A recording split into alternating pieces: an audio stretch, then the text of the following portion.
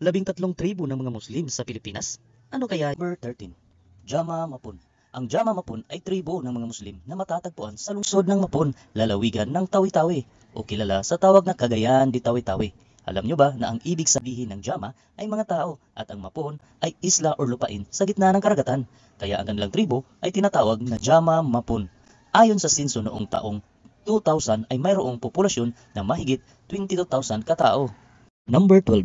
Palawani or Palawano. Ang Palawani or Palawano ay tribo ng mga Muslim na matatagpuan sa bayan ng Quezon at Abu-Abu sa lalawigan ng Palawan. Karamihan sa kanilang hanap buhay ay ang pagsasaka at ang iba sa kanila ay tinatawag sila na taop bato na ang ibig sabihin ay tao sa bato.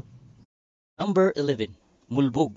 Ang tribo ng Mulbog ay mga Muslim na matatagpuan sa bayan ng Batarasa at Balabac sa probinsya ng Palawan.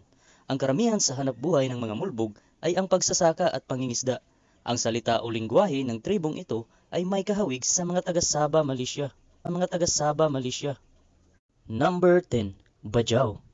Ang Bajau ay tribo ng mga Muslim na nagmumula sa lalawigan ng Tawi-Tawi at Sulu Archipelago at sila ay naninirahan sa mga bangka sapagkat ang mga Bajau ay ayaw nila sa gulo kaya para sa kanila mas mainam na tumira sa bangka ng mapayapa. Sila ay nabubuhay sa pangingisda at ang iba sa kanila ay dumadayo sa iba't ibang bayan para maghanap buhay. Number 9. Samal or Sama. Sila ay matatagpuan sa bayan ng Zamboanga Peninsula, Tawi-Tawi at Sulu Archipelago. Ang iba sa kanila ay tinatawag na Sama Bangingi. Tulad din ng mga Bajau, ang karamihan sa kanilang hanap buhay ay ang pangingisda. Pero sila ay nakatira sa dalampasigan or makikita natin ang kanilang mga bahay na nasa dagat. Ayon sa mga kwento, ang Sama ang orihinal na tao sa Zamboanga City bago pa dumating ang mga Kastila. Ang kanilang hanap buhay ay pangingisda. Number 8. Tribo ng Iranon. Ang tribo ng Iranon Muslim ay matatagpuan sa bayan ng Malabang, Balabagan, Kapatagan at Picong, probinsya ng Lanao del Sur, at ang iba ay matatagpuan sa Matanog, Maguindanao. Ayon sa kwento, ang Iranon ay mula sa angkan ng mga sultan sa Sabah, Malaysia, partikular na sa Lahad Datu.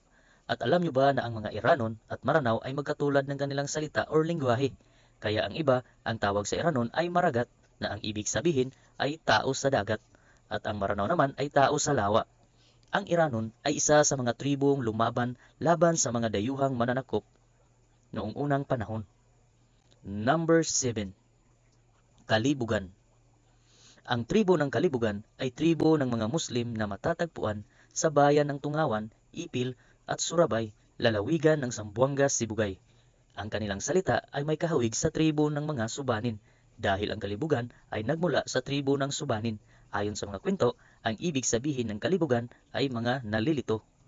Sila ay bihasa sa pagsasaka at pagtatanim ng mga gulay. Number 6.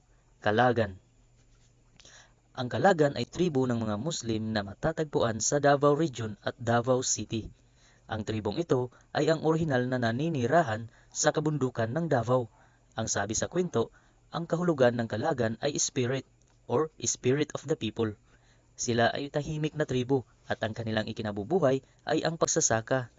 Alam nyo ba, noong dumating ang mga Espanyol, ang Kalagan ay tinatawag nilang Caraga. Kaya hanggang ngayon, maririnig natin ang lugar ng Caraga Region. Number 5. Sangil. Ang Sangil ay tribo ng mga Muslim na matatagpuan sa bayan ng Sarangani. Ang bayang ito ay binubuo ng dalawang isla, ang isla ng Balot at isla ng Sarangani. Ito ay malapit lamang sa General Santos City. Sila ay tinatawag na Sangil dahil sila ay nagmula sa Sangihe Island ng Indonesia, kaya ang kanilang salita ay hawig sa mga taga-Indonesia. Ang kanilang hanapbuhay ay ang pangingisda.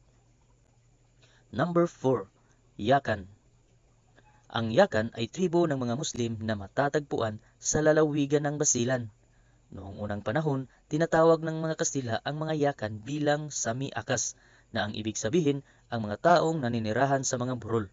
Tinuturing din sila ng mga Kastila na mahirap lapitan at kung minsan bilang mga taong mapusok kaya takot sa kanila ang mga dayuhan. Ayon sa kwento, ang mga Yakan ay mayroong tampok na mga katangian na mula pa sa mga Malay at taga Borneo.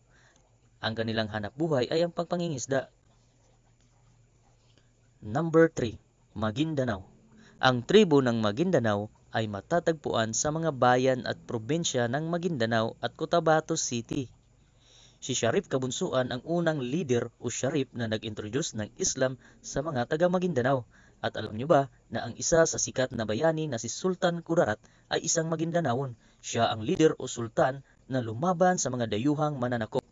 Sabi pa sa kwento, siya ay magiting na mandirigmang Muslim na kinatatakutan ng mga Kastila noong unang panahon. Lumaban at ipinagtanggol niya ang buong Mindanao.